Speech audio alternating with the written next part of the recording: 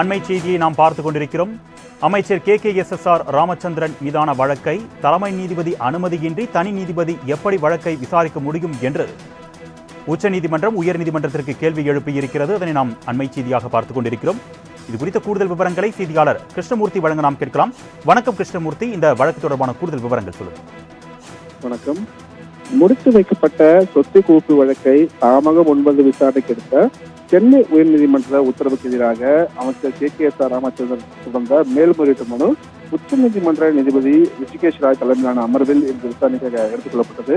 அப்போது KKSR ராமச்சந்திரன் தரப்பில் ஆஜரான மூத்த வழக்கறிஞர் அபிஷேக் சிங்வி முடித்து வைக்கப்பட்ட வழக்குகளை தலைமை நீதிபதி ஒப்புதல் இல்லாமல் இவ்வாறு ஒரு நீதிபதி தாமாக முன்வந்து மறு விசாரணைக்காக எடுத்தால் அது நீதிமன்ற நடைமுறையை தகர்த்துவிடும் என்றும் வாதிட்டார். மேலும் சம்பந்தப்பட்ட நீதிபதிக்கு MP MLA தொடர்பான வழக்குகளை பெறக்கூடிய ரோஸ்டர் இல்லை என்றும் அவ்வாறு இருக்கும் பட்சத்தில் எவ்வாறு இவர் தாமாக அந்த வழக்கை விசாரணைக்காக முடியும் என்றும் அவருக்கு அந்த அதிகாரம் இல்லையே என்றும் அவர் தரப்பில் வாதங்கள் வைக்கப்பட்டது. முறையாக முடித்து வைக்கப்பட்ட வழக்கில் இது போன்ற உத்தரவுகள் பிறப்பிக்க தனி நீதிபதிக்கு அதிகாரம் இல்லை என்றும் அவர் தரப்பில் வாதங்கள் முன்வைக்கப்பட்டது. கீழமை நீதிமன்றம் உரிய விசாரணைக்கு பிறகு உத்தரவுகளை பிறப்பித்துள்ளதாகவும் KKSR ராமச்சந்திரன் தரப்பில் தொடர்ந்து வாதங்கள் வைக்கப்பட்டது.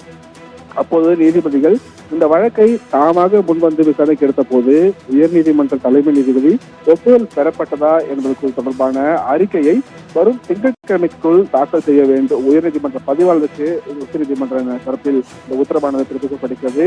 ஏற்கனவே இந்த வழக்கு உயர்நீதிமன்ற நீதிபதி தாமாக முன் விசாரணை எடுத்த போது இதே வாதங்களைத்தான் அவர் தரப்பு வழக்கறிஞர் முன்வைத்தார். அப்போது நீதிபதி ஆனந்த் வெங்கடேஷ் கூறுகையில் உயர்நீதிமன்றத்தின் தலைமை நீதிபதி ஒப்புதல் பெற்ற பிறகேதான் இந்த வழக்கை தாமாக முன்பு இந்த வழக்கை விசாரணைக்கு எடுத்தேன் என்று நீதிமன்றத்திலேயே நீதிபதி ஆனந்த் வெங்கடேஷ் தெரிவித்திருந்தார்.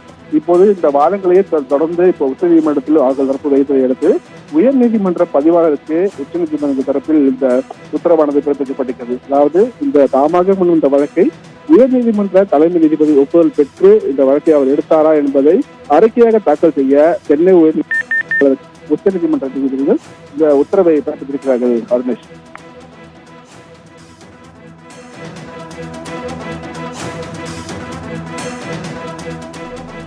விவரங்களுக்கு நன்றி கிருஷ்ணமூர்த்தி.